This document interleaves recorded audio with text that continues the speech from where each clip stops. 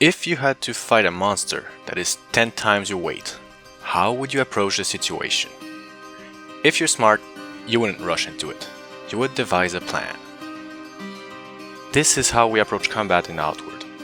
Rather than send you flinging a sword at a gigantic monster, the player must find clever ways to gain the upper hand, even when fighting something as mundane as two bandits. The first thing to keep in mind in combat is whether or not your enemy is stable on its feet. At first, your attacks do not stagger the enemy, so you need to poke at their defense until the pressure makes them flinch. Once they lose their footing, an opportunity opens up and you can land a vicious combo without fear of retaliation. Early on, you don't know a lot of tricks to gain the upper hand. However, you can use tools and switch equipment. You could, for instance, coat a weapon with poison, place a trap on the floor, and start the fight from a safe distance with a couple of arrows. Apply the poison by placing a few hits with your melee weapon, then wait defensively behind a shield until your enemy collapses. Eventually, you will meet trainers and gain the opportunity to learn skills and even unlock magic.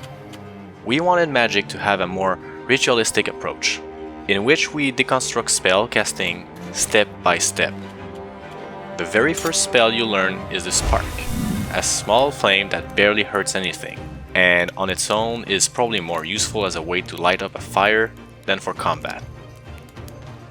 Yet, this spark of flame is more useful than it appears.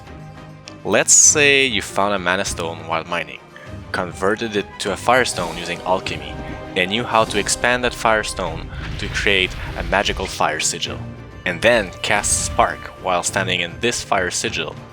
Then you would have done the whole process to cast a fireball. This may sound impractical in a combat situation, but you can make firestones or buy them from an alchemist in preparation for what's ahead. You could even cast a sigil in anticipation of a fight and lure your enemies to your spot, then dodge in and out of your sigil to quickly throw multiple fireballs, as long as your sigil is active. This approach of decomposing your actions in multiple steps also applies to combat skills. For instance, a warrior that draws strength from her rage would need to either use a skill to fall into a deep state of rage or consume potions to attain the same effect, increasing the impact of her hits and thus decrease stability of her foes faster. Even better, she could consume her rage in a powerful twofold attack using the Feral Strikes that will leave her foes in pain and bleeding while also causing great damage. While most warrior skills don't use mana, these impressive feats damage a weapon's durability, so it will be wise to bring more than one weapon to ensure you're not stuck fighting with a dull blade by the end of a dungeon raid. There are many predators in the world of Morai, but there are also many tools at your disposal. Not every combat is handled the same, and it will be important to analyze every enemy to find a weakness you can exploit. In Outward, you can't just stand there and attack. You have to find your way of dealing with enemies, and the approach will often be indirect, but when everything happens according to plan, it is immensely gratifying.